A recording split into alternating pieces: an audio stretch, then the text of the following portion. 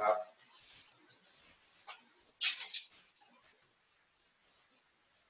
I don't think anyone has ever turned rings for a demonstration here. I started turning them actually just very recently, just over the winter, and I thought they're really easy and simple to make, and I thought, okay, we could do a demonstration on this, and it won't be that hard. I'm going to be doing, hopefully, in the allotted time that I have here, quite a number of different types of rings. Some all wood, some with a metal core, some with inlay, crushed stone inlay, and then also wire. We're going to do one with wire, with a wire inlay after we turn it. So, and the nice thing about doing rings, when you make one out of solid wood, first of all, find a good wood. It's got to be a hardwood. You don't mind, I want to drop this down here because it keeps moving on me. I take it off. Yeah. Is it? Okay. I've been told that it's okay for me to take this off. I probably sound less muffled now. There we go. And it's easier for me to talk and my glasses don't steam up. So, wood, any hardwood. Native woods, I like using walnut and maple. That's fine. You can, if you have exotic woods, that's great too. Anything with an interesting grain, it'd be really nice. Just don't get anything that's a softer wood or one with weak grain, because we're talking very small amounts of wood here and it could easily crack on you. So I'm going to make stuff out of something really simple, which is walnut. And I'm going to, the first ring I make here, I'm going to make it for as cheaply as you can, that it can be done. Literally, it costs you almost nothing to make a ring because it's mostly all scrap wood. You don't have to buy any special equipment. I do have other equipment later, which I'll be using and showing, but initially I want to make this, so it literally would cost you next to zero to make a ring. Really, really quite simple. So let's start with ring number one. The only thing I do use is a straightforward, simple one-way chuck here. Tom, if you can sort of start zooming into this area, thank you. And then where's my, there we go, okay. And what I've done here is I've got just straightforward dovetail jaws in here, nothing fancy. And I've got my, That's a Nova chuck, not a one-way. oh, it is a Nova. One-ways are over here. Thank you, Tom. This is a simple piece of walnut. The thickness right now is about 1/4 inch. The ring, which means the ring will be about 1/4 inch or a little bit thinner. If you want a thicker ring, go a little wider. Rings are typically measured in millimeters. 3, 4, 5, 6, 8, 10 millimeters. By the time you get to 10 millimeters, you're about 3/8 of an inch. That's a kind of a wide ring. Not everyone likes to wear that. I prefer them in the area of about 1/4 inch, maybe a hair under that. And I have a backer board here, which is just slightly smaller than the wood. The wood that I cut here is 1 3/8 inch square. It should be fairly square. It's 1 3/8 only because it fits very nicely on an angle within the jaws of the chuck. This board is a backer board because I'm going to be drilling a hole here, and also when we start turning the inside of this thing, we may get the tool in there kind of far, and you don't want to hit metal. That's not good for the tool. So I put the backer board in. Actually, I'm going to put a slightly thicker backer board. There we go. And I put the walnut in there, and I tighten that up.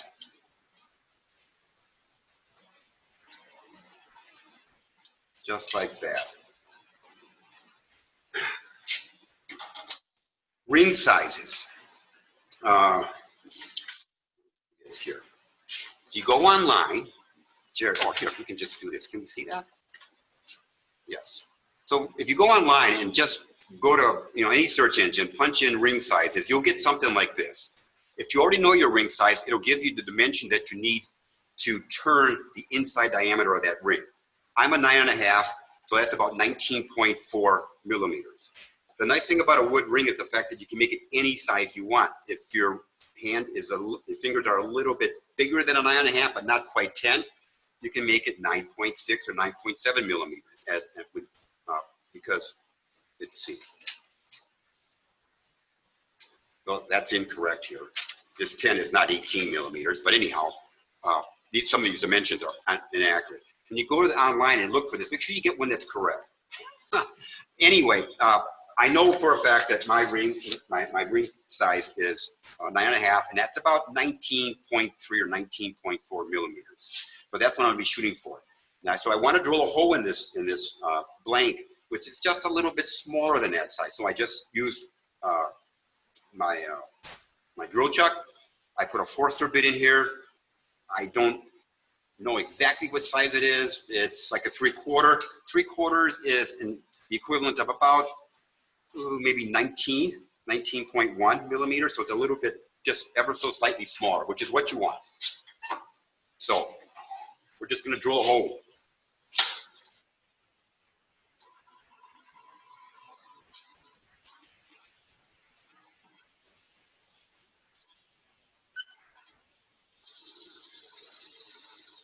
Just put it in real slow, and you know immediately when you went through.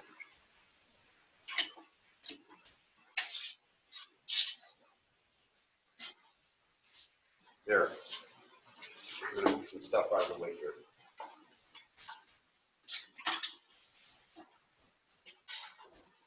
I also wanted to show these little items here.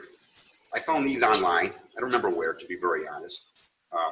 This is plastic. They're ring sizes, and they're all marked, 11, 10, 10.5, 9, 9.5, and they're actually fairly accurate, even for being plastic ones. The other one is something like this. Is a piece of plastic with ring sizes. If you took off your ring, I take off my ring here, put it on there. It says it's 9.5 and a little plus. And if I went to this plastic thing here and I found a 9.5, it would probably fit pretty accurately. So these are two other little devices. They're fairly inexpensive. I don't think this was maybe $5, $6, $7, $8. This was about $6 or something. So that's another way you can find your ring size. So we're going to set this up, and we're going to turn the inside diameter. I like using scrapers because I'm comfortable with scrapers. You could use a gouge. This is a little. Okay. So that's a 1/4 inch gouge, and you could turn it sideways and use it almost as a shear scraper. But I prefer. This is sort of a very sharp diamond point scraper, and this is actually a very old scraper. It's actually from 1932. It's almost, what, 90 years old or something. Pretty cool. So, set of calipers are required. I've got this set for 19.2, 19.5 millimeters. So basically, you're just slowly turning this until you get that dimension that you want. And you may want to go just a little bit more than that, but test it first, to see if your finger will fit through. But we're going to do a couple of things before we pull it off of the lathe. Let's turn that on. And I normally crank up the speed pretty high on this. I'll do something like 15, 1600.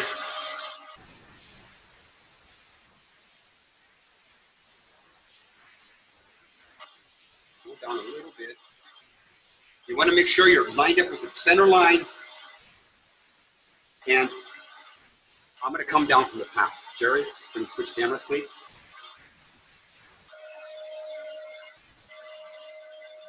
We're going to be switching cameras here. There we go. And this edge, this cutting edge right here, has to be parallel with the lathe. You don't want to do this. You don't want to do that. It has to be parallel. And I'm not taking much off here. It's going to be a lot of stopping and starting to get this dimension right. And that's almost there already.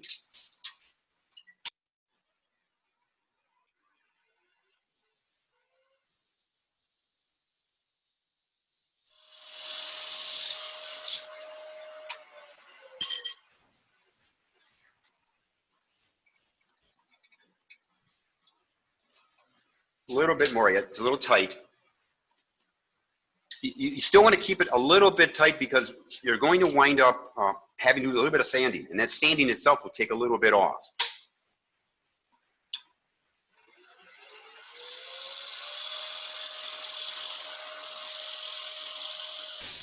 Okay.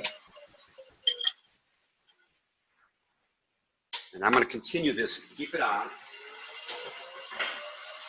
I've got another scraper here. It's not quite as steep. Now I'm going to just do a clean edge on this front edge.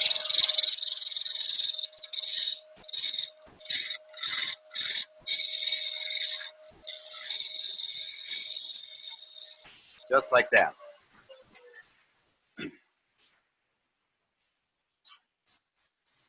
So the next process, if we can switch cameras and go to the board here.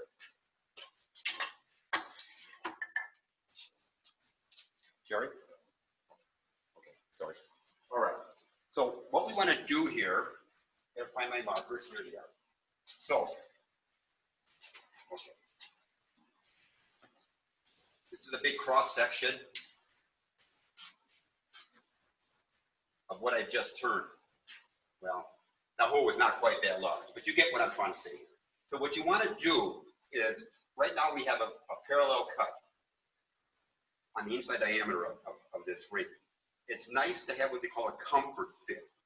And a comfort fit is you do a shell chamfer here and there, and then we're going to sand these edges. So we're going to wind up with something that looks like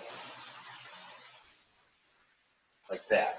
So only this portion is the actual 9.5, my size, 9.5 size ring.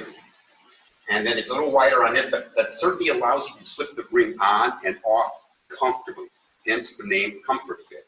So you're going to want to do that, and I'll show you how that's done. It's pretty simple, actually. Switch back to the overhead camera, please.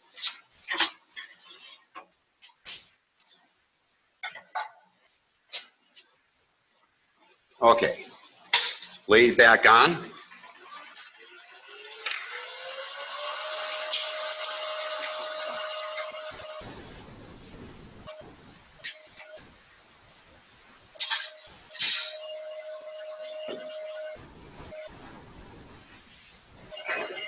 Switch back to my diamond point here. And now this edge here is going to be on a slight angle. And I can actually see inside what I'm turning, and I can see how much I'm taking off here. I go about 1/3 of the way. There, that's it.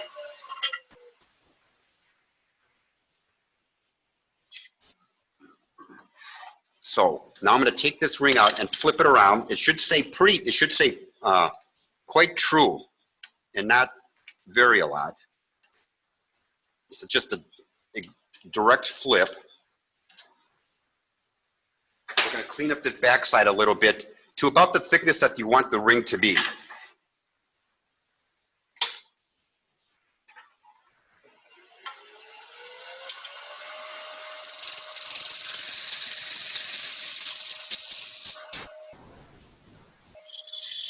And we'll chamfer on this end.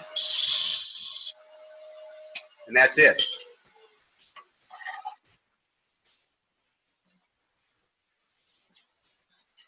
I'll remove it from the chuck.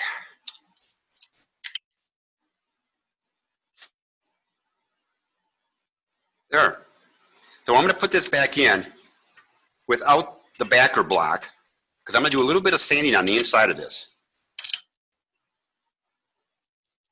Turn the speed down to about 500 or something.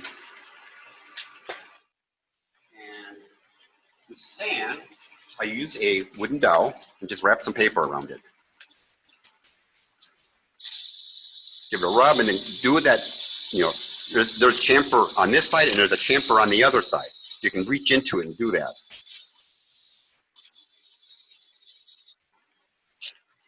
And slightly finer paper. No, not that. 80 grit, that won't work. So on, maybe 150, 220 is all you really need. The final could be 320.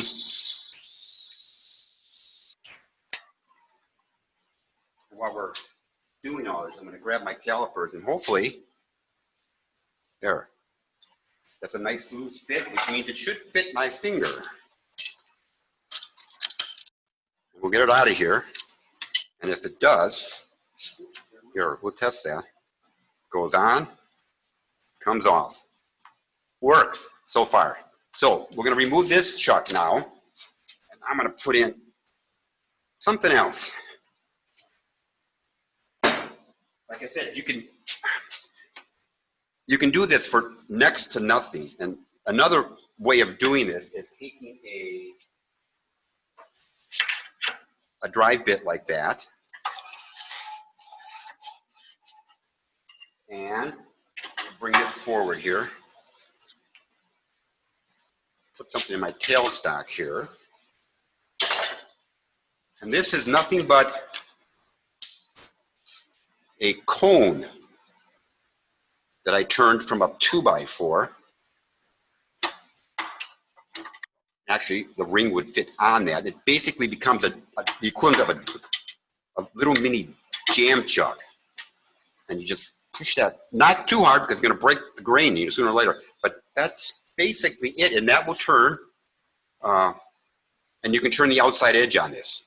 Before you turn the outside edge, I would take this to a bandsaw or a disc sander and take the edges off somewhat round so you're not tearing the wood too hard, because that's going to guarantee if you're going to break something or it's going to come loose on here. So we're going to sort of bypass this and jump right into, okay, same kind of walnut ring. I already turned the inside like I did the previous one. Now, what I've done is I've sanded the outside edge.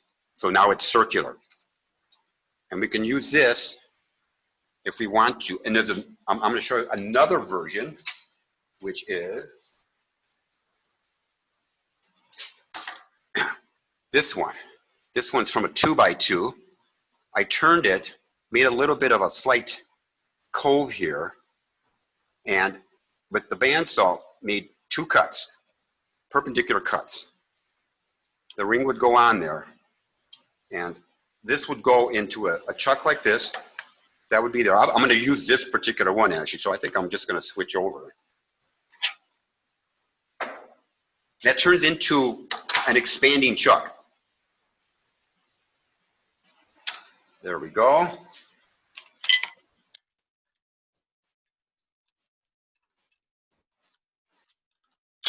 Like that.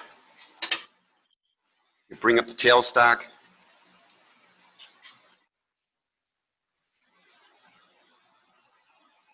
Okay. Now that's just barely tight on there.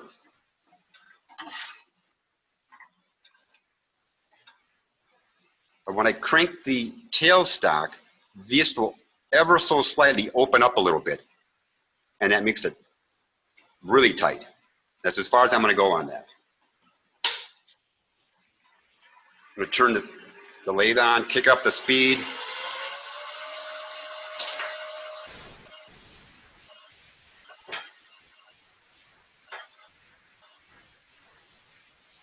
Do you have another tool rest that is narrow?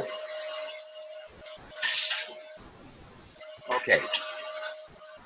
Once again, you're turning just about on center. You're taking very, very light cuts. You don't want to be aggressive on this at all because it's a slight pressure fit. Okay, hang on a second. Tom just handed me a smaller tool rest, which would work a lot better. So I'm going to get rid of that one and put this. Here you go. Thanks, Tom. There. Don't worry about what the thing looks like right now. It'll be all cleaned up later.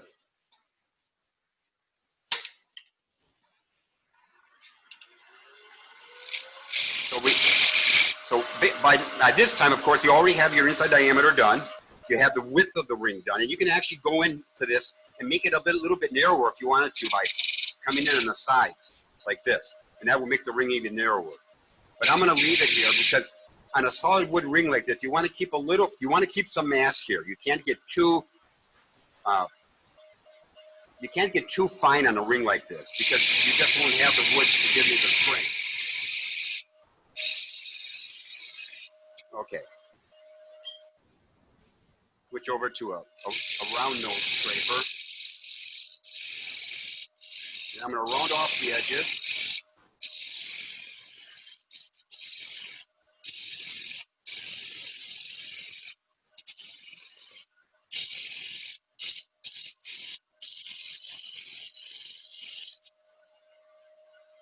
And the thickness of this wood will sort of be determined by, as I said, you can't go too far because you won't have any wood there to give you strength. But it also be determined by how big you want it to have it on your hand. A thick ring like this may not feel comfortable to some people. I prefer my ring about where it is right now. There we go. And I'm going to turn that off for a second.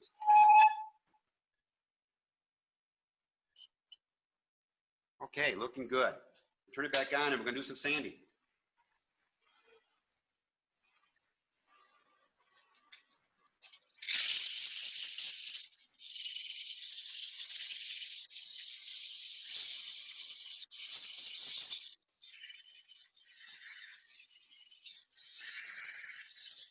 Turn it up a little bit. A little bit more. So this is probably 150 paper, so I'm going to certainly go down a couple of grits. That's pretty smooth. And what's nice about these self-made wooden, let's call them mandrels, I guess, is the fact that if you hit it, you're not going to wreck anything. I have metal ones which are much better, but if you hit them, you will cause some problems to the point of your tools, and you have to resharpen. That teaches you to be extremely precise and careful. So with some disclaimer, here we go.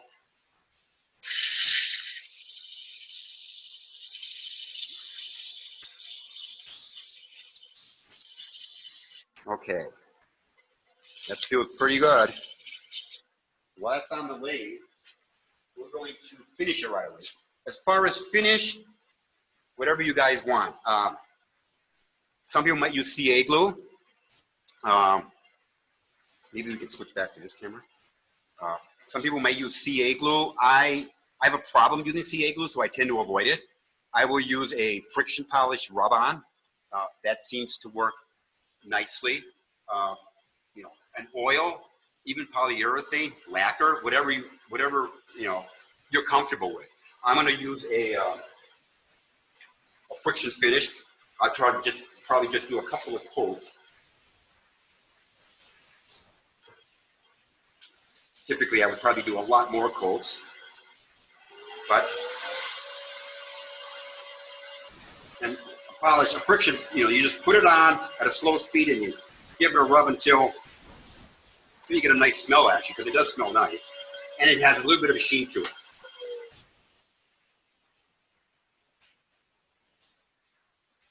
And I'll just do the one coat, but anyhow.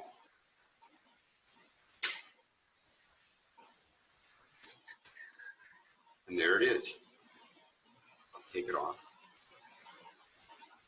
Okay. Can we get a decent image of that? Or a piece of paper. There we go. Okay. These are not the best cameras in the world.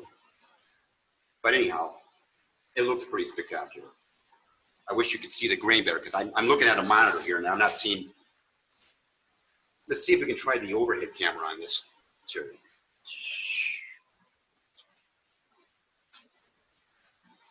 There we go. So, simple little walnut ring. Took all of, I don't know, maybe 10 minutes. And that was me with me talking. So it would be, I haven't done the inside. I can do the inside by, you can just wipe it on, and or you could clamp it into some other different jaws like that. Put a roll of masking tape, a layer of masking tape around the outside. Clamp it in here. And then you can polish or finish the inside of that ring. So let's try something else on this ring. Since we've got this done, first thing I'm going to do is remove this guy and switch over to my third chuck.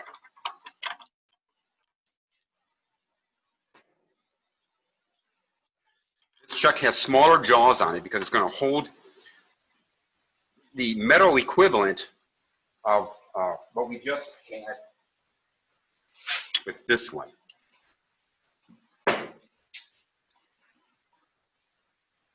Which looks just like that. Same kind of design as the wood one, but this has steps in it that actually correspond to different ring sizes. And you tighten this one not by using the tailstock, but a little flared screw that opens the jaws ever so slightly, and it holds it in place just like that. This is about $25, $30. I will have, getting back to my president's not newsletter, but my president's letter I'm going to send out, it will also have links to some of these suppliers. I bought this from a fellow up in Canada who sells the crushed stone, which I'll be talking about later, and he sells other things too, called ring cores. We're going to talk about that very soon. But he also sells these tools that he makes. And there's different sizes.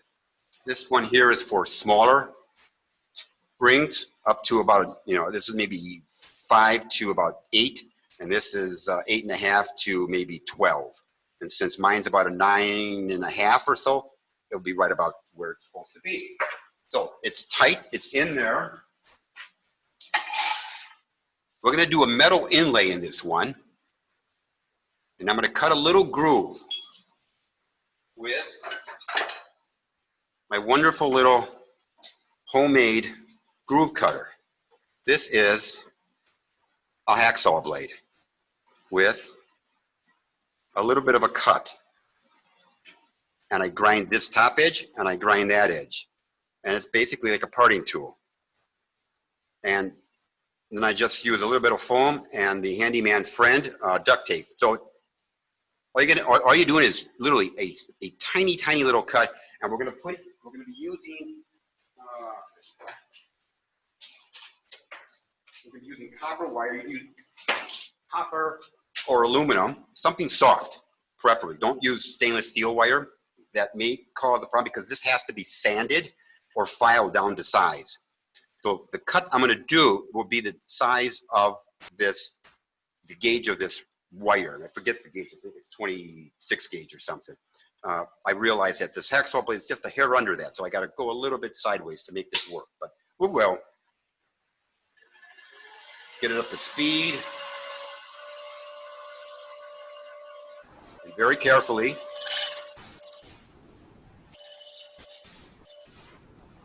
Well, I wasn't that careful there.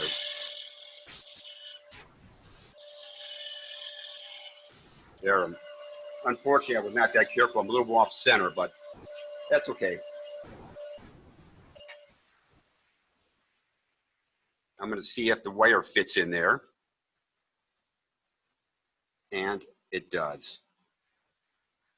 You want to go at least halfway. The depth of this cut should be at least halfway, half the thickness or half the diameter of the wire. I'm going to turn this on a little bit more. I'm going to go a little deeper.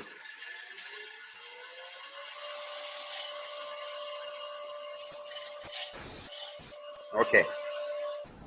Since I've got this on the mandrel, I'm going to make an adjustment here. Because I screwed up centering it, I will actually make this ring a little bit narrower.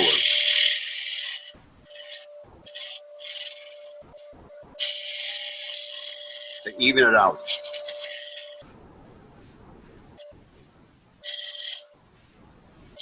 We're going to be adding more finish to this anyhow, because there's going to be some sanding involved.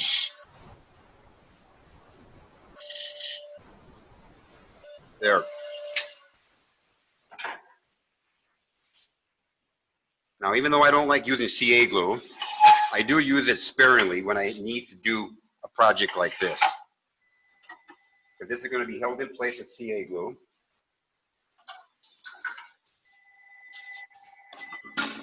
There.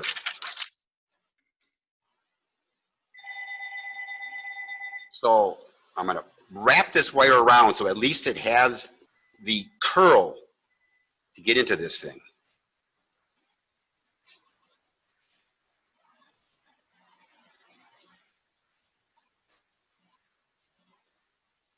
Okay, almost there. I forgot my needle nose pliers, but we'll make this fit. Okay.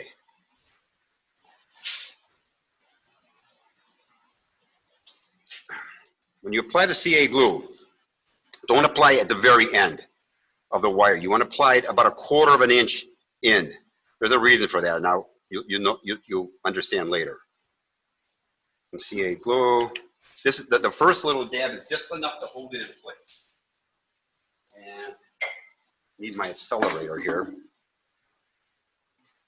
I'm going to press that in there just like that. There. That's going to hold it in place while I wrap this wire around. Like that. If you put the CA glue in the very end, you're going to leave a lump of CA glue in that groove. You're not going to be able to put the back end of this wire in place. I'm going to cut the back end of that as close as we can. That's a little bit, not quite there yet. There we go. Hold that in place.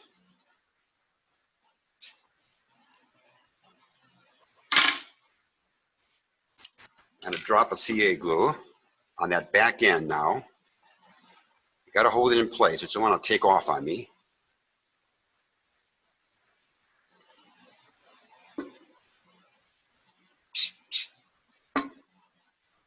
There we go. Oh, I was a little too fast in the draw there.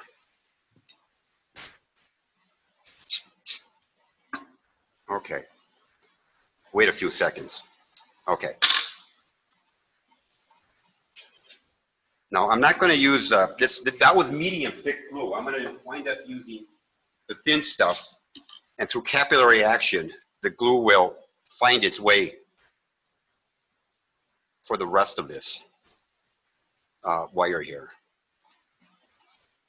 As I wrote, there we go. Literally just using drops. I'm going to just rotate this. And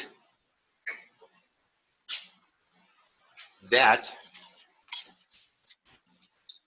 Okay, now we need to sand. You could turn this, but I wouldn't.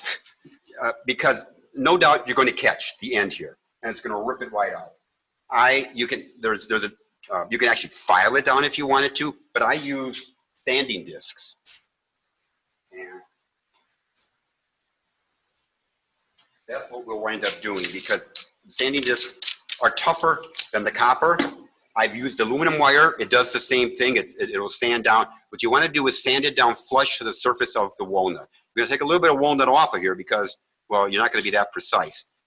But it'll look really sharp when it's done. So let's kick this back on. I'm going to slow it down to maybe only about 400 or 500. Get the speed up on this puppy. This is fairly gritty paper, maybe 100 grit. And you're going to come in straight at it. Not going to do this, not going to do that, straight at it.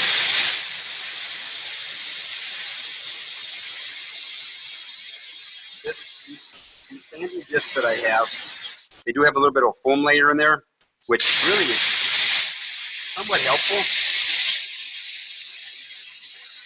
Now I'm going to tilt it a little bit.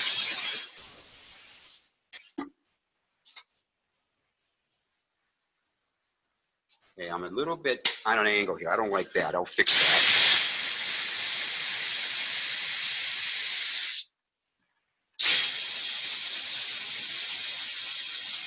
There. Go back to my sandpaper. I'm going to kick the speed up a little bit on this. So now I should probably jump in here with this intermediate sandpaper. So to do the initial sanding, like you saw, it takes maybe 10 seconds or 15 or 20 seconds, not much time. And That was about 100 grit. This is about 150, and this I believe is 200, or no, that's more like 300.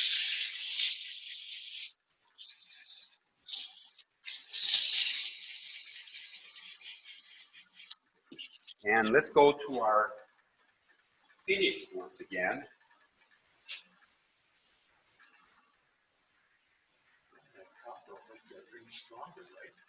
The copper wire will increase the strength slightly.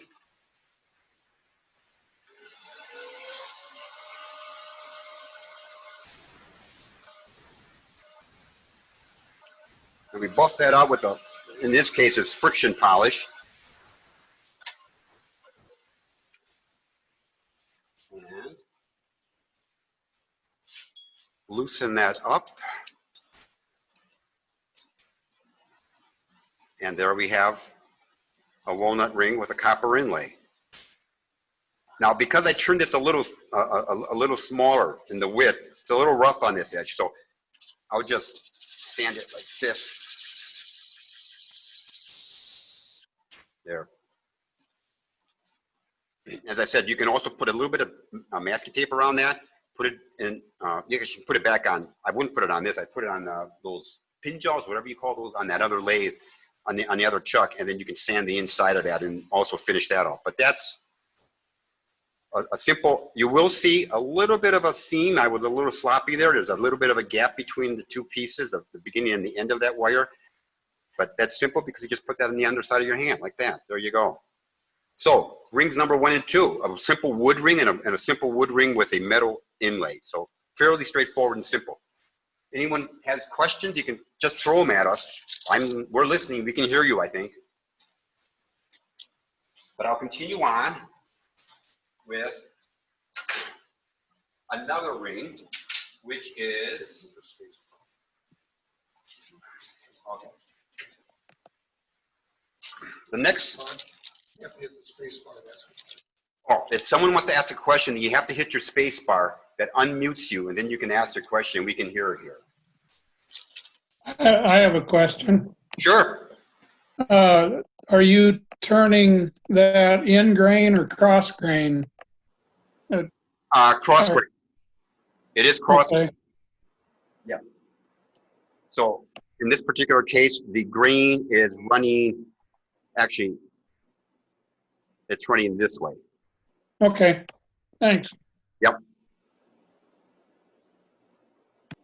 The next ring I'm going to do has metal, what we call metal cores. Metal cores are available from a number of vendors. We can switch over. Okay. The metal cores are available from a number of vendors. Craft Supply, Woodcraft now has them upstairs. They are, and the metal varies. They basically are cores of metal, quite simply. Different widths, different materials, which I'll talk about in a second.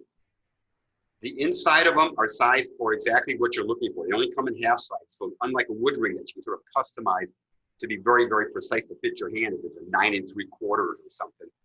These, and in my case, I just ordered a 9 1/2. And these have a built-in, that comfort fit radius inside edge. So they're 9 1/2 in the very center, and they're sort of radiused and curved or chamfered out on the 2 inside diameters to make it a little bit easier to put on. I don't know. I buy stainless steel. If you're going to get a wide or a big, if you have a larger hand, larger fingers, and you don't want to get a wide ring, stainless steel can get kind of heavy. They have titanium, which looks just like stainless steel. It's a bit more expensive, but it's a lot lighter. A core like this is about $3.50. They're not terribly expensive. The titanium ones can be anywhere from $6 to $7 up to $10 or more. And they're also available in a lot of other different materials. They're Damascus steel, stainless, not stainless, these are stainless steel, sterling silver, but you're talking a lot of money. Now you're talking $40, $50, $60 for a core. If you're doing this as a profession, you would recoup that. But if you're just doing this for yourself or family or friends, Simple little steel cores at $3.50, so pretty inexpensive. And they're also available in ceramic of all things too, black and white ceramic. But I've only worked with steel and titanium. Like I said, there is no difference between steel and titanium except for the weight and the price. And to make a ring fit these cores is exactly the same way we make a ring like this way. The only difference is instead of churning an inside diameter at exactly 19.25 millimeters, which is a 9.5 or 19 point, let's say 19.3. This is already 19.3. I have to turn something slightly larger. So I'll start with my same drill, go in and just go out and take out just a little bit more wood. So we're going to start and we're going to do one really quick. Do the same thing we did before.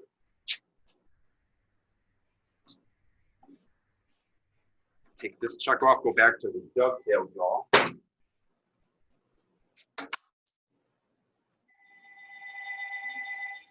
There we go. I'll put my sacrificial blank in there, and we will use some other piece of wood here. Oh, I do want to show you the different kinds of woods here. You know, what I have. This is cherry, pretty straightforward. I like using U.S., basically Wisconsin domestic woods. Maple, cherry, walnut. This, although this is a tropical species, I forget exactly which one that is. But I want to show this to you where I took veneers. In this case, it's just actually scraps. I just cut on my cable saw. You can get very, very thin if you want to. You could have as many as 5, 6, 7, or 8 veneers all glued together. And they do make a really, really cool ring, which I will show you.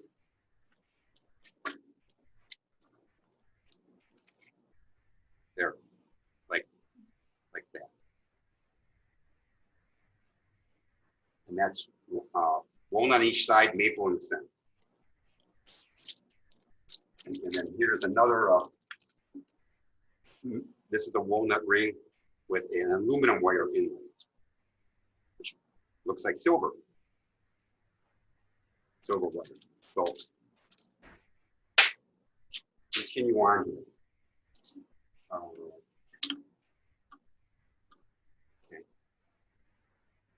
We're gonna, to save time, I sort of pre-made a lot of blanks here. So what I'm gonna do is, I have a maple blank that I've already pre-drilled a hole. Save some time to keep in our schedule here, because I want to show as many different styles of rings as I can this evening.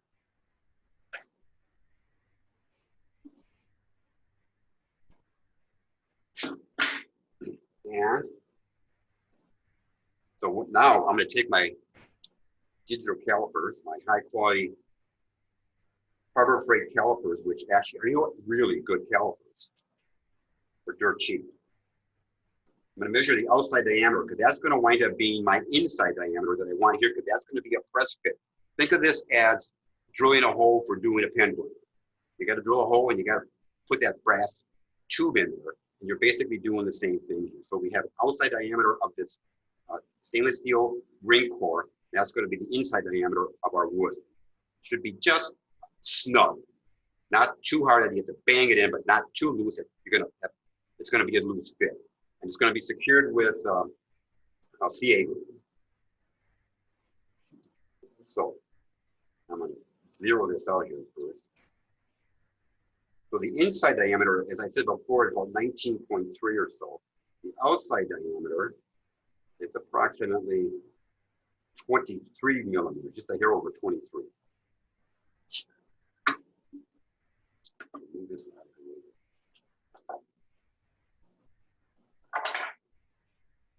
And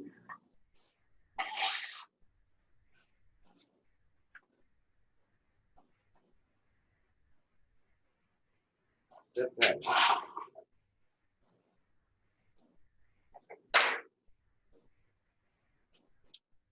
A little high, go down a little bit. And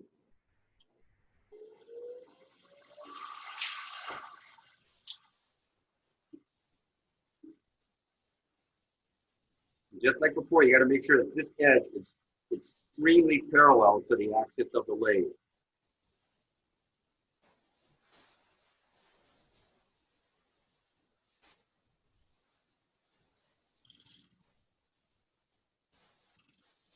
You can afford to dig in a little deep because we have that piece of wood back there that kind of protects the tool.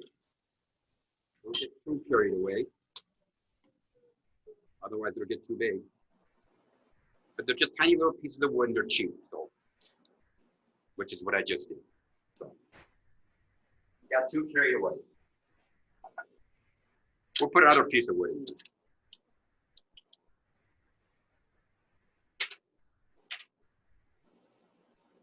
Now, this is a little piece of spalted wood that I picked up.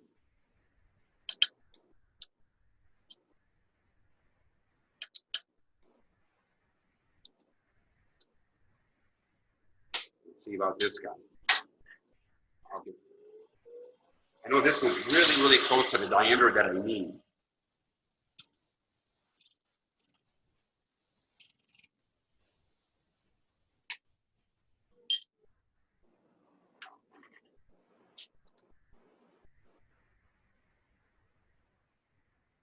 There, it'll probably go all the way. I'll take off. I'm probably on a slight angle, so it's not going in completely.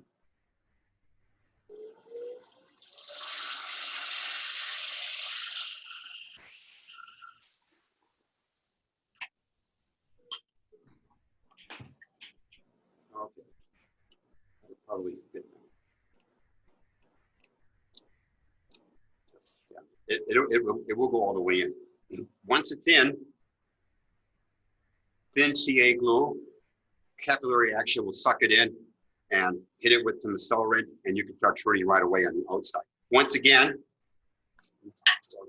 wrong key. Once again, you're going to want to take this to a disc sander or your bandsaw and at least clip the corners off to make it easier to turn.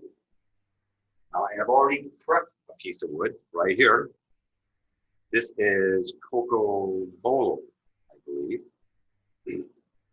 It's in here, and the wood is actually wider than the blank, but that can be the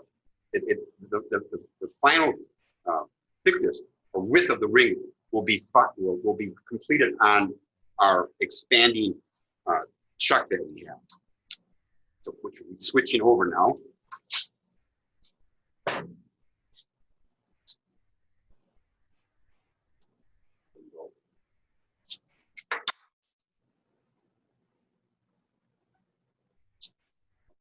So pop that guy on there just like that. And because these are exact sizes, it fits really, really nicely on these steps.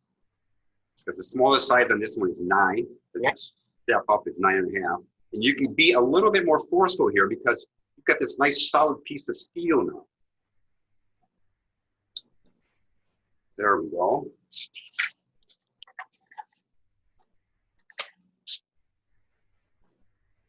And the outside of this can be turned, I'll use my scrapers, but you could certainly use, gouges, small gouges on this. Absolutely no reason why you couldn't do that.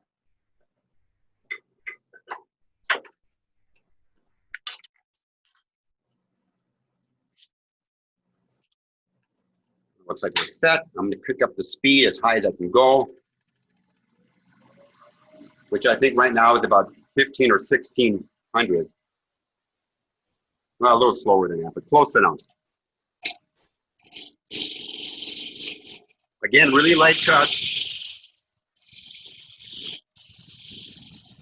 And I'm just working the wood down to a much smaller diameter, outside diameter.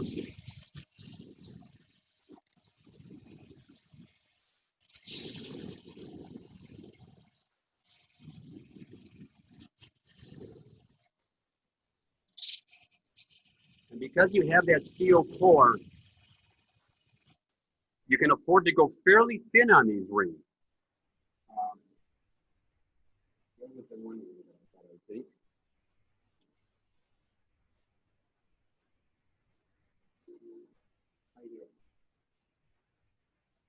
So this ring is exactly the same. This is also Coca-Cola, 9.5, size 9.5 inch metal core, and that's fairly thin wood.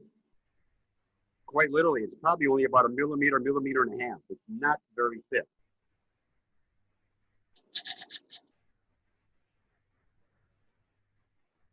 So we're going to take some off of the front here because we have to get down to the width of our ring.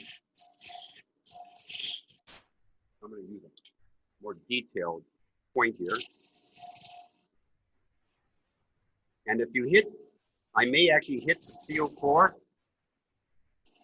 That kind of tells you, it's not a bad thing. It tells you to stop. There, right there, I see it.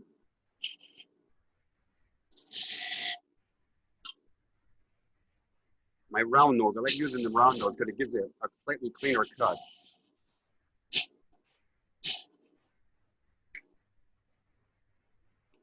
Bigger one. There we go. And the shape of it can be anything you want. You could have a square shape with very distinct chamfers on it. You could have a nice rounded shape, a dome shape, whatever you're comfortable with, whatever you like. I'm going to turn this off for a second to kind of just check my diameter here, my outside diameter. I think I could take a little bit more. One thing I'll note is if you're using these versions, every time you attach this to the lathe, either this one or this one, turn this just a hair, because if it's not true, you will see it immediately on your ring. If this thing is not completely true, and you're talking some very small dimensions here, a millimeter and a half, if you're off by a millimeter, you're down to nothing here, and you got 2 millimeters here. It makes a huge difference. So make sure you're absolutely true when you've got this, and you can always screw it up just by putting it on the lathe and doing a quick turn on it in the sand, and it'll become true again. So we're going to take a little bit more off.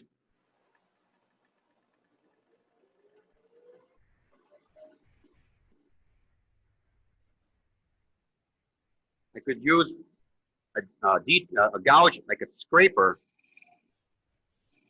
That's a little easier to deal with.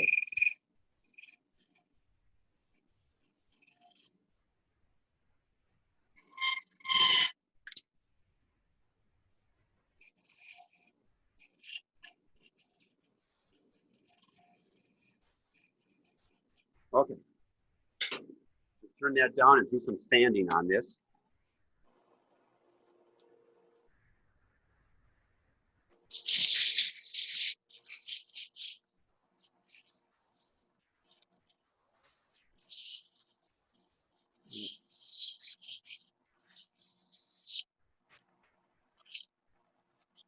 Make sure you catch that edge. You're gonna sand the steel a little bit, but it doesn't matter because you're gonna go to some fairly fine grits here, and that steel will actually polish up the edge of the steel core.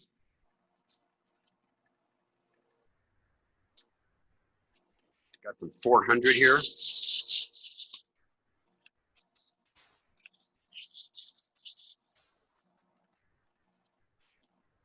Turn that off. Take a look at it. There. It looks pretty nice. We'll put a little bit of my polish. Thank you.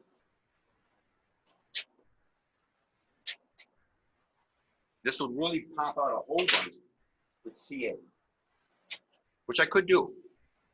Could I do CA? I don't know. Now we'll do friction polish.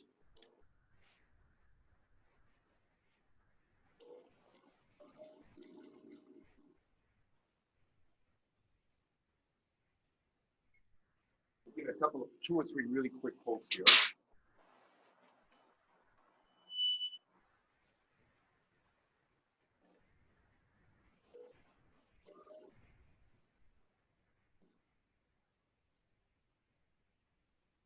And one more.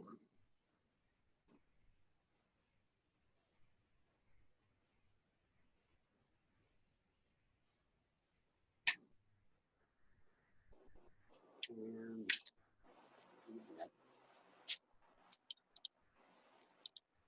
loosen that up, pull it off. There, it's done. Very, very thin, barely a millimeter, if that. But it looks really, really nice. So that's on the metal core. That's wood. Of course, you can also do acrylic. Acrylic blanks are sold like this. They're square. I've already chopped the corners off on some of these. You know, some of these are somewhat familiar. You would see something like this for a pen, except they happen to be 1.5 inches square, and they're made for doing rings. These were available from Craft Supply.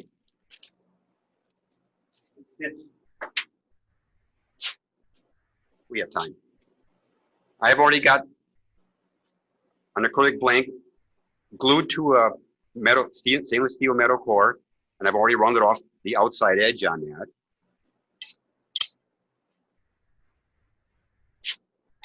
Where did I lay my wrench? My Allen screw, my Allen wrench. Oh, here it is. Got it. Okay. And of course, turning this is the same as turning the wood ones, except you got to be a little bit more careful because different acrylics and plastics turn very, very differently. Some like to blow up and shatter. I've turned these before and they seem to turn pretty well.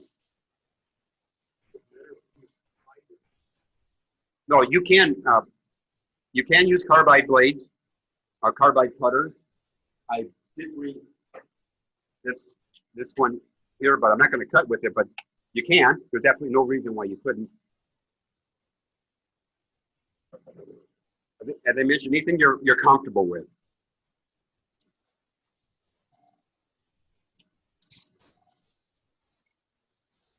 And I'm just taking down the diameter, and you get pretty thin.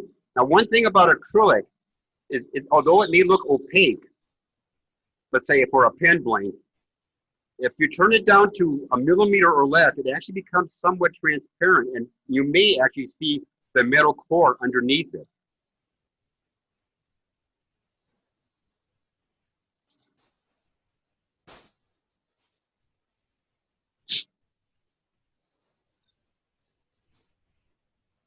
I can still see what I'm doing here. Getting close. Turn that off. Typically, I have like a little old toothbrush that I use to clean this stuff off, but I forgot to bring that. Now we can go a little bit more yet.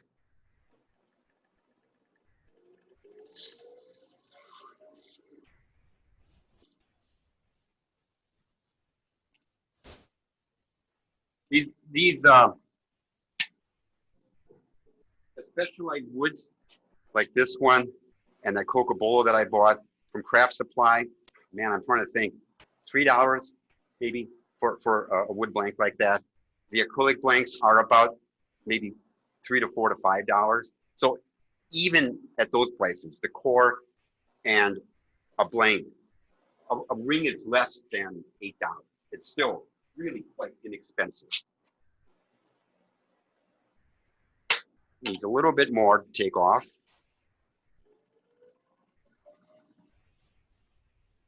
So I'm just going to do a slight little dome shape to this. Make sure that dome is even on this side and this side, around like that.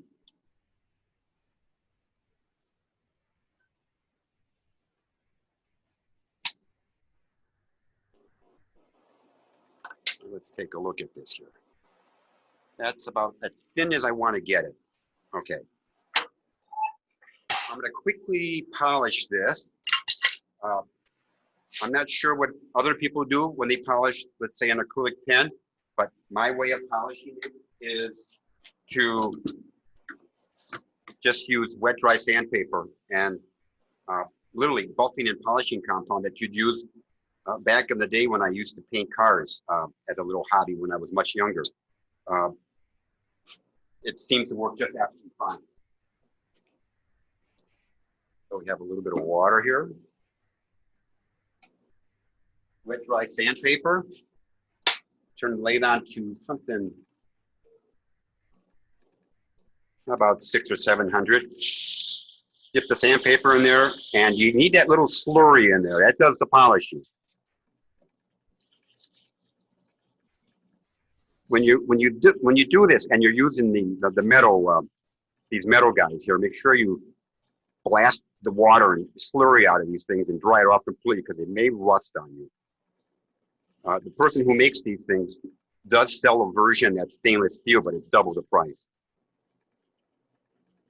Yeah, they're about $50 for each different ring size. So if you wanted to buy all 2 or 3, you could spend $100 on it. And this is, I think, like 1,000 grit sandpaper. Just quickly go over that.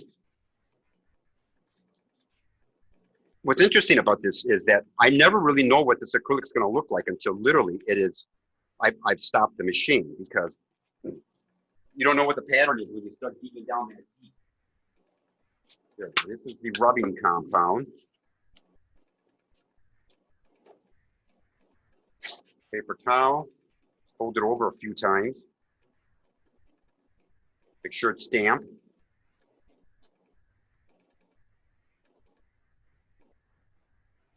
I'm going to turn it up a little bit here on the speed. About 900 to 1,000. Got to stay damp. You don't want it to dry out.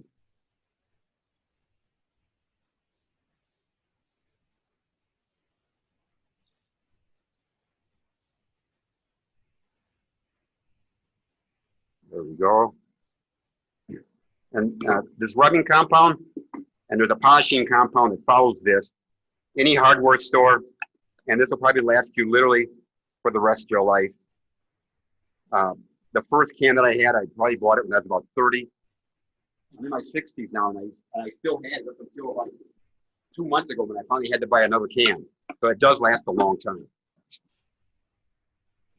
not like I was painting cars all the time.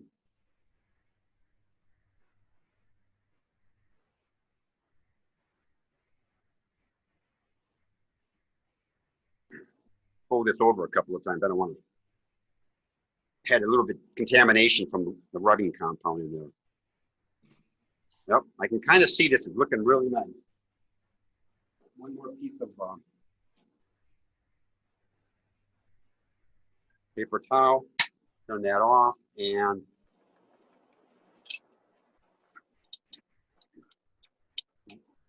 loosen that up. I'm going to wipe this down a little bit. Okay. There we go. There, that's really, really cool looking. That's right here. I don't know if I can get this. Oh, it won't focus that close. Sorry about that, folks. I can't get much closer than that. But that looks really, really neat. It's actually, you can't tell through these cameras here, but it actually has a little bit of a sparkly flecking to it. I think it's actually called like supernova or something. You have a name for that. That turned out really, really nice.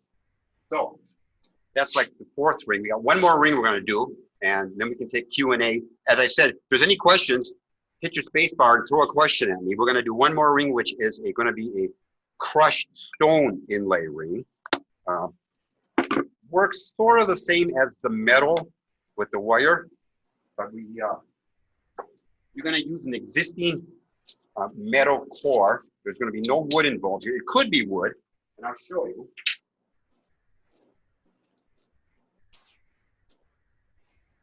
Okay, so I thought I had.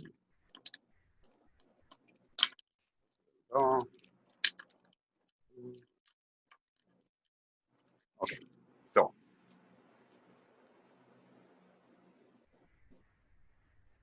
these are two different rings that have crushed opal inlay in them. Oops, here we go.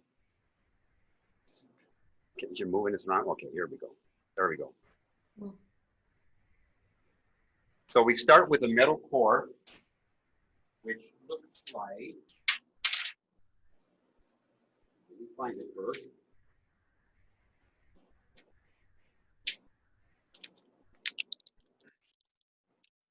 We start with a metal core that looks like that actually has a groove in it already. And we're going to fill that groove with crushed stone. Now, you could easily make a wooden ring like that. It'd have to be a little thicker because it wouldn't be nearly not as strong. And you can do the same thing. Now, I had a sample of something that I actually did a wood piece, but I seem to have left it at home, I guess, because I don't find it. It was actually a large wood ring-like structure that I made for a neckerchief that you could do. So it'd be a cool scout project if you wanted to do something like that. Anyhow, let's jump in, and this will go directly onto our expanding chuck here. So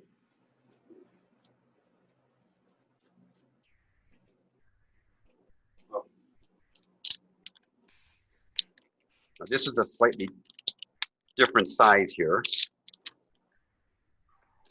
And I will have to swap out this chuck for a slightly smaller one. Want to watch it? Okay. Well, I'll take that back. I thought that was a different size there. Go back.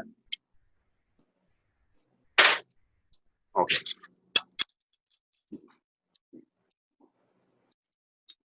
Go.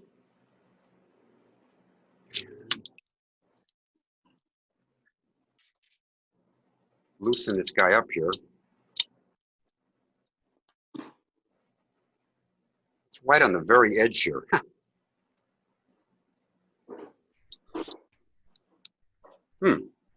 Not wanting to fit very well here. Yes. Do you know how sturdy the rings are? How well they'll stand up there? Jerry asked about how sturdy the rings are. The ones with the metal cores literally should last a lifetime. You know, the wooden ones that are solid wood ones, you got to remember they're solid wood unless, and you know, they're susceptible to breaking at the grain joints. If you do the ring like I showed you that had cross grain veneers, that's a lot stronger. For a solid wood ring, that would be a much stronger ring. Another question for Dave. On the acrylic pins, the paint the inside of the blade white, silver, or black. Pardon? On acrylic pins, paint the inside of the blade white, silver, or black. Consider that a use acrylic paint. You can actually. I'm about to say something about that. For that guy, you could, if you wanted to, paint the outside diameter of the ring core a color, an acrylic paint, and then glue the acrylic onto it. The same thing applies to this particular ring blank here. That inside core, you will see that inside core through when you inlay the crushed opal, you'll see that core. So if you have a dark colored crushed stone, you may want to paint that inside core right in there with a dark paint, black paint. If you have a light colored, like a yellow or even a white crushed opal, you would paint that as a white. And then you quite literally just put drops of CA glue in there. We're going to do that now. And I have to find my crushed stone from Craft Supply and a number of other vendors. And there's 3 different vendors I'll give you names of who sell. There's a lot of people sell crushed opal. They sell it by the gram, and it is a gram is this itty bitty amount right there. That's $10. It's expensive, but you know what? You can get 3 rings out of that. Once again, now you're down to only about $3 a ring. Plus the core is maybe about $6, $10 or less, you've got a ring. So it's pretty impressive. And there's, as far as a ring like this is concerned, the only portion of the lathe is actually literally being used as a lathe is when we start to sand it down or file it. Which viscosity? This is medium viscosity And I put a blob on that. Open this little puppy up and very, very carefully just dribble some on. This happens to be something what they call black fire. There's about, most of the vendors, even if you go to Craft Supply, they will have about 20, I've seen as many as 50 different varieties of crushed opal. This is synthetic crushed opal, but it is literally real opal. There is no difference between this and the real stuff.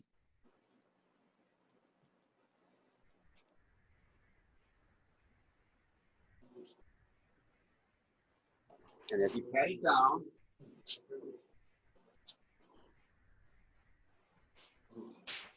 you're going to have a lot of,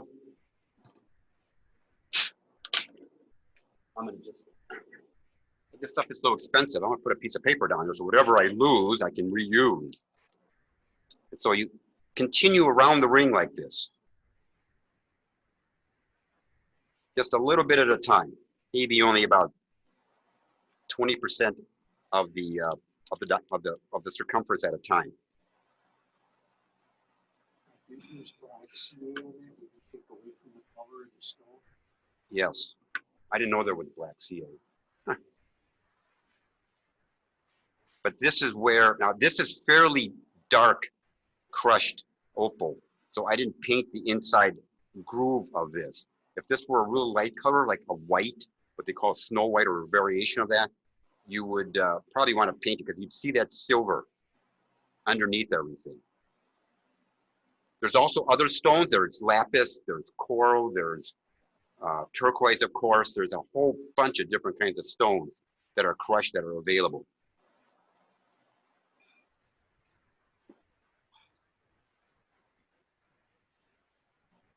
Come on.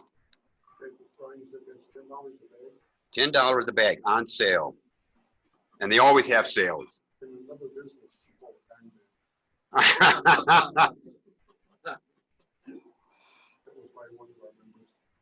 Okay. Now this is going to look a little sloppy. And it's going to take a little bit of sanding to get it down. This is something, again, you would not want to turn this. This, you know, crushed opal itself, and I said, even though this is synthetic, it is really, really quite similar to real opal. And so the hardness on what they call the mold scale is a 4, which is not terribly hard for stone. And no doubt carbide is harder than that. But my concern is, and this is take it from someone who knows, you're going to chip this out. Things are going to fly out of this. You don't want to use your tools. You're going to have to file it, or you're going to have to sand it. It's a little longer to take than it did with the copper wire, but it'll look fantastic when it's done.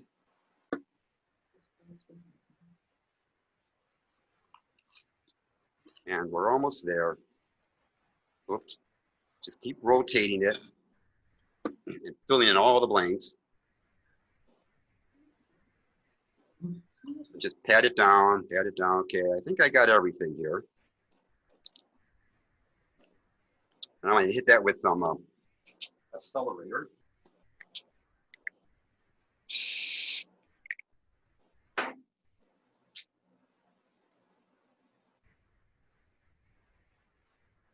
Okay, I see a couple of voids yet. When you start sanding this, you may see some voids, and you can just put a few drops of CA in there. I think I have enough opal. So you don't necessarily have to fill it constantly with opal. Once you've got a layer of opal in there, you want to probably leave it. There we go. Some more accelerant.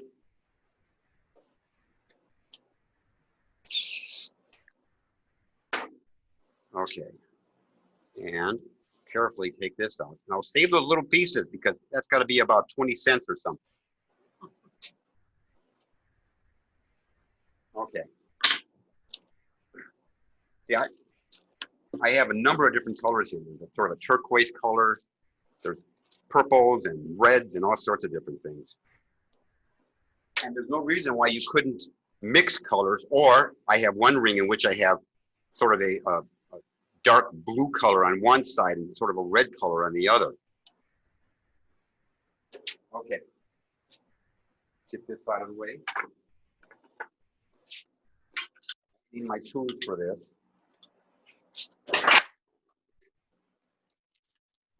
We're going to be filing or sanding this. Either way.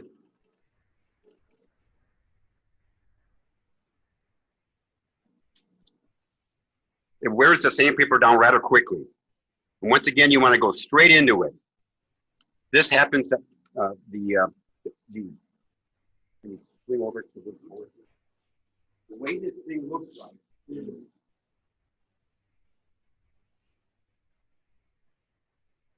like that. That's sort of what it looks like. And what we've done, we filled this area right here. So we're going to sand that. This is a flat surface. We're sand that flat, smooth. You're gonna have a lot of marks here on this top surface of steel. Don't worry about it. We'll buff it all off. We'll sand it out, and you won't even know. We can switch back to the overhead, I guess. There we go. Let's get in kind of close here.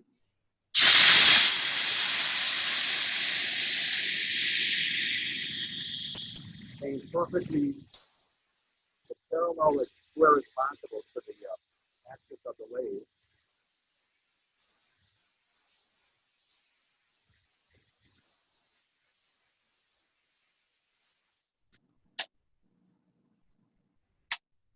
Leave that space with my comment.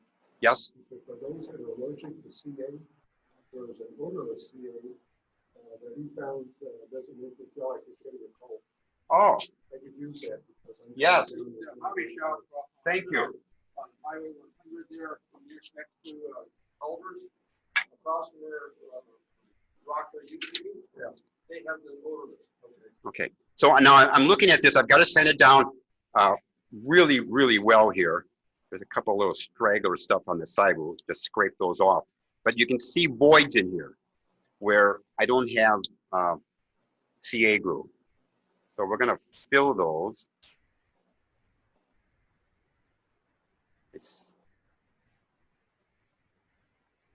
I think there's one there. We're still using medium, the same stuff. You don't want to use thin because it's going to flow away too much. Okay. Oops. There we go. And up here. Yeah. We'll go to a finer paper here. Because all we're doing now is sanding the CA, so you don't have to get so crazy with heavy grit. The initial grit was probably about 100 or 120. This is probably 220.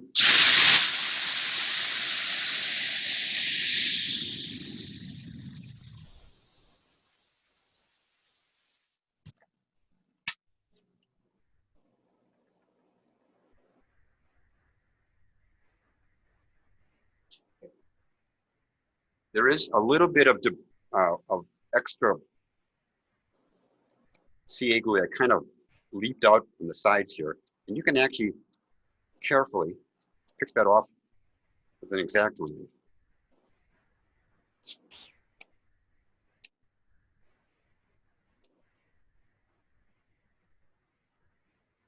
Okay.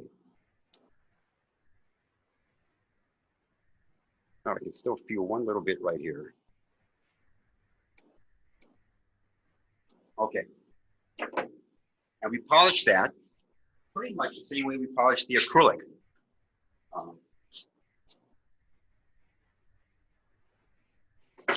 With a little bit of water and the sandpaper and the rubbing compound. There we go. So that will not only polish you're polishing three things. You're polishing the steel, the CA glue, and the opal, the stone. And you're always moving. I should go to slightly coarser grit here. This is about a 320, maybe a 400 wet dry sandpaper. And this is probably about 800. And you keep it wet, keep that slurry in there.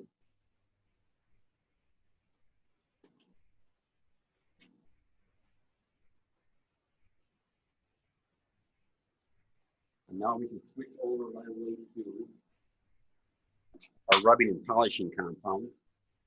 Use my same little towels here.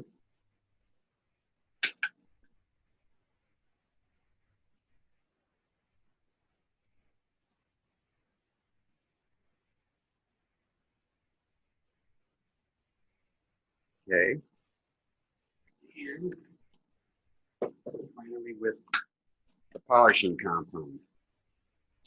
Well, use that.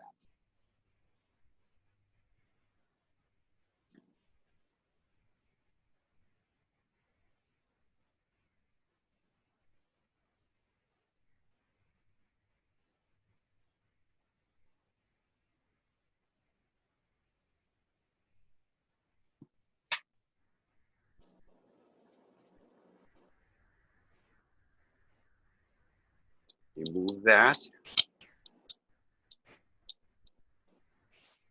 It's under kind of tight. There we go. There. Nice and sparkly, that's for sure. Probably doesn't come through the camera very well. I'll wipe it down a little bit more and get the rubbing and polishing compound off it. But the metal is polished to a shine, the steel. Oops, here we go. Sorry about that. And the opal is known for its fire. All the colors, even the whites and the yellows and the really subtle colors, pinks and stuff, and the opals that you can buy still have fire to them. But I like these because they have a lot of fire to them. All sorts of greens and yellows and reds just flashing in as you turn it. And we don't have time, but I'm going to show you one more type of ring. We're running short on time here. This is called a bent wood ring. I think if we can switch over to this camera. A bent wood ring is formed with a thin strip of wood. And in this particular case, I cut my own on my table saw. It's just a strip of wood. The length of it, the width is, well, wider than what you want the ring to be, of course. And the length of it will vary from about 12 inches to maybe 14 inches. The thinness, could get it as thin as you can. If you can cut it down to a 32nd of an inch, this is about a 16th. If you cut it down to a 32nd, even better. You can buy veneers, of course, but I cut my own.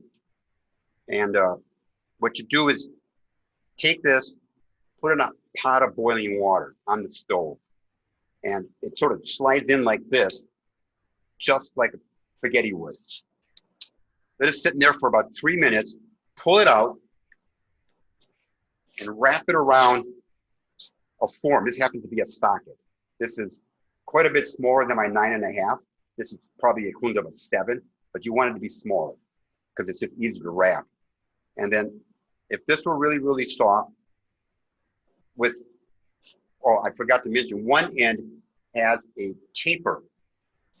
You probably can't really see that. It has a taper that goes down to basically no thickness whatsoever. That's required, and I'll show you why. And then you start with that end.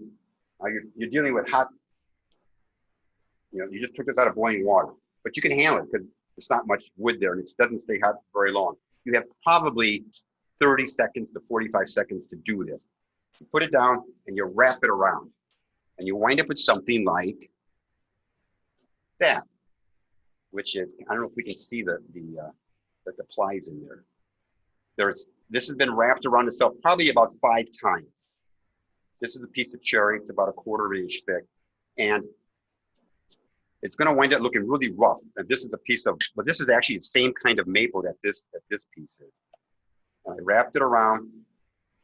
You wrap it around, you tape it, set it aside for a day, you dry it out. The next day, you drip in a whole bunch of very thin CA glue on this side, flip it over, do it on this side, and it will seep in through capillary action. Let that dry for a day, and you wind up with a wood blank that kind of looks like that.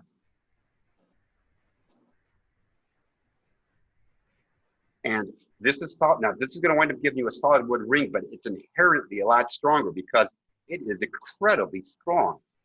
If you did this with that straightforward wooden ring, you'd break it at the grain. And you can get a little carried away. I wish I had time to do this, but I don't. I made one of these. I don't remember which one it is here now. Oh, it's this one. And you can barely tell the difference here. But this is 2 different plywoods here, or 2 different veneers that I cut. 32nd of each. There's a maple and there's a cherry, and I wrapped them together. So it's going to wind up having an interesting piece. When I finish this one, I'll make sure I send it to Tom in the virtual show and tell. And the reason you do this little, this slight little taper here, it's about 1 inch. If you don't, you will get that. If it's a square end and it's not tapered, it'll give you a distinct bump.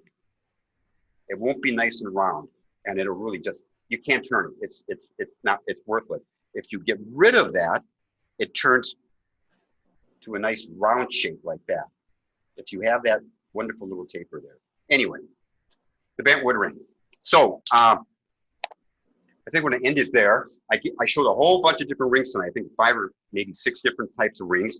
As you can tell, they range from, they're all fairly simple. And they range from solid wood to solid metal to acrylic to crushed stone to all sorts of things with metal and wire inlay and stuff. I would love, we haven't done this for a while, but I would love if we do a challenge, a monthly challenge. We haven't done that. It would be great that if people make rings, send them on to Tom with good photographs and good descriptions, and we can show them in perhaps the next show and tell. That would be wonderful. And again, thanks to everyone for joining me this evening. I hope you enjoyed it. I hope that got you thinking about maybe making some rings, really simple ones or really involved ones. So everyone have a good evening. Good night. Oh, a couple of Q&As if they're available.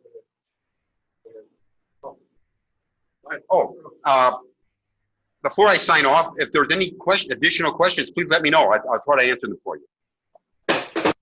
Oh, that was somebody. Yeah, hey, I have a question.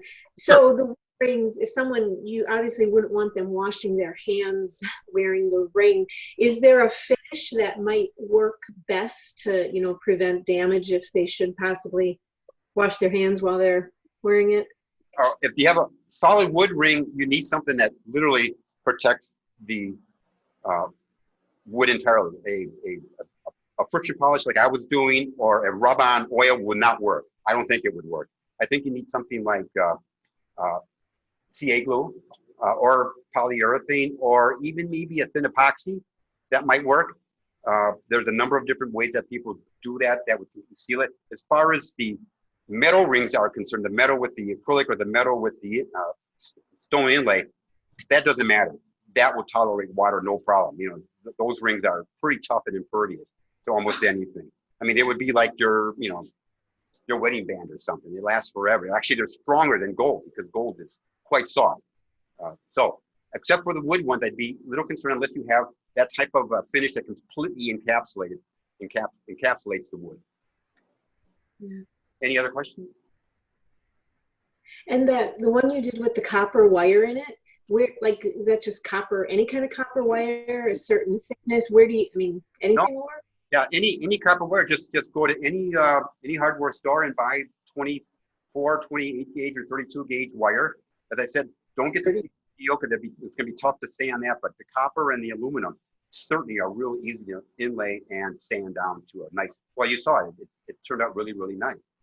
And does that copper oxidize eventually? Or does the finish keep it from turning green? I think that the finish will keep it from turning any color. The aluminum will never oxidize probably. The copper might turn a little dark over the years and may have a slight patina, but it's not going to oxidize. It's not going to turn into like the green or the blue. Yeah, okay, thanks. Okay. Any other questions out there? No? Okay. All right, I think we're going to sign off. Thank you, Ron. Thank you.